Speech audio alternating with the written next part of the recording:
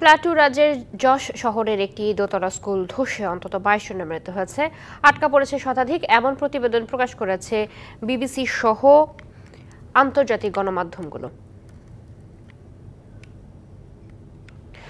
স্থানীয় সময় শুক্রবার রাজ্যের সেন্স একাডেমি কলেজ ভবনটিতে এ দুর্ঘটনা ঘটে।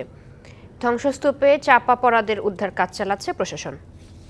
নাইজেরিয়ার মধ্য মালভূমির প্লাটু রাজ্যের জস শহরে শুক্রবার ক্লাস চলাকালে বিদ্যালয়ের ভবন ধসে শিক্ষার্থী হতাহতের ঘটনা ঘটে। 22 জনের প্রাণহানি ছাড়াও 130 জন ধ্বংসস্তূপের নিচে চাপা পড়েছে বলে প্রতিবেদন প্রকাশ করেছে বার্তা সংস্থা বিবিসি।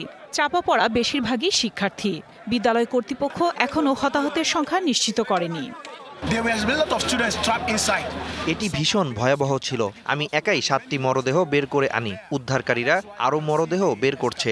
স্কুলের দুর্বল অবকাঠামোর জন্যই এটি ভেঙে গেছে।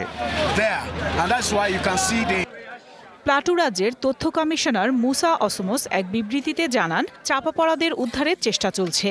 আহতদের কোনো ধরনের কাগজপত্র বা অর্থ ছাড়াই জরুরি ভিত্তিতে চিকিৎসা সেবা দিতে হাসপাতালগুলোকে নির্দেশ দেওয়া হয়েছে।